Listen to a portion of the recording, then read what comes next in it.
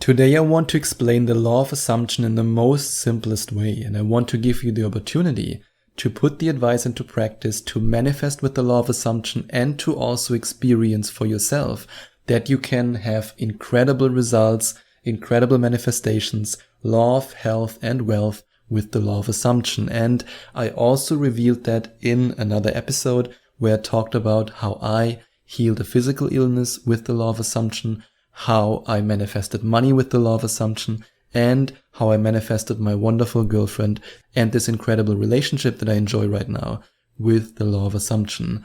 And what I want to do today is to share 5 quotes with you from a radio talk at station KECA, Los Angeles, from July 1951 with Neville Goddard, where he talks about the law of assumption. And I truly believe with all my heart that the following 5 quotes explain the law of assumption and how to use it and how you can use it in the most practical context in the best possible way. And the first quote from this radio talk is, "Define your highest ideal and concentrate your attention upon this ideal until you identify yourself with it." So let's dissect that a little bit. What does it mean to have your highest ideal in mind? It's not just something that you want a little bit. It's not just something where you sit down and you meditate about it and you then try to reach the emotions and the feeling and you go like, yay, yeah, whoa, that feels okay. No. Your highest ideal is something that when you achieve it, you will feel ecstatic. You will feel incredible. You will feel wonderful. You will feel fulfilled. That's what your highest ideal is. And when you concentrate on your highest ideal and you then slowly but steadily identify yourself with it, that's when you keep going. Oh, sorry, no, that's not what I wanted to say. I wanted to say that's when you get going. That's when you have this woo energy. I mean, when I, for example, hold this image in my mind of what I want to manifest and of what I want to do, and what I want to live in this life, and I then go into the emotions, oh, baby, that feels amazing. I mean, when I used the law of assumption to heal my body, and I assumed that my body was able to heal, my highest ideal was to jump again, and to be able to jump again in the first place, to play basketball again. And I still remember how I was having this picture in my mind vividly, and I vividly saw myself jumping. I saw myself letting the ball roll off my fingers while I'm doing a layup in the basketball court. I saw myself throwing the basketball into the basket. I felt the basketball in my mind. I didn't even have one back then. I felt it in my mind on my hands. And yeah, now that I think about it, it would have been a really smart move to actually buy one and to feel it. But anyway, now I can jump again. Now I can play basketball again. Thanks to the law of assumption. So look for your highest ideal. It can be with your health. It can be your wealth, maybe your love life, and then focus your attention on it until you really identify yourself with it. And that's when you become it. Remember, when you become it, that's when you will attract it into your life. And the second quote from this radio talk about the law of assumption, assume the feeling of being it, the feeling that would be yours were you now embodying it in your world. And this goes hand in hand with the first quote, but it's a little bit different. And it's different because you want to embody it. Identifying yourself with it is the first step. That's like, yeah, okay, I can be this person. I identify myself with my goal, with my ideal. It's doable. But embodying it means that you walk like it, you talk like it, you behave like it. And when I, for example, was in this healing process of my body, I over and over again told my parents, oh, it will be so amazing when I play basketball again. Oh my God, I can't wait. Oh, when I move to the next country and I'm gonna look for a basketball court. And I was watching also all the time NBA videos of Steph Curry and all kinds of other NBA stars. And I was imagining myself playing again, and I just immersed myself in it. I embodied it. I embodied the feeling of being able to do it again in the same way as when it comes to my healing journey by going to the gym again. I mean, I love to go to the gym. I love to build my body. in a natural way, of course, but I love to do that. And back then, during my healing process, I was so skinny because for a couple of months I wasn't able to move, let alone lift any weights. And what I did was to always see myself doing that again. And I was also walking with my broad shoulders, even though I was just like a skinny leaf. And I was just embodying a person who goes to the gym and who has a good body. Even though back then, I have to admit it, I had many dark nights of the soul. I mean, I felt terrible in my body. But I tried my best to embody it, who I wanted to be. And now I have my old body back, I go to the gym regularly, and life is beautiful.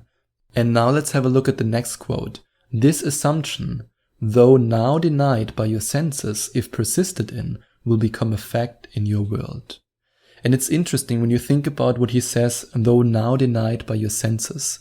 Yes, it might not be in your physical sense. You might not be able to taste it or to smell it, but you can still, the more you practice it, taste it and smell it and feel it in your imagination. Let's use this example of me being able to play basketball again. And I know for you that might sound crazy because maybe you don't like sports so much, or maybe you don't like basketball, but for me it was a really big deal. For me that was my number one motivator that kept me going in this healing journey. And believe me, there were days in the beginning where I thought to myself, do I really want to continue with that life? And now that I'm talking about it, I'm sorry for that, but I'm getting again a little bit emotional because I had moments back then when I was cutting some vegetables and I saw that knife and I thought to myself, why not just do it?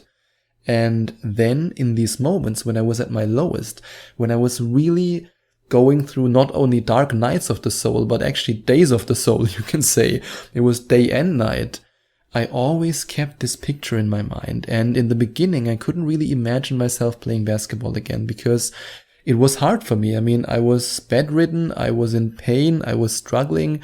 I wasn't even able to walk properly at that time.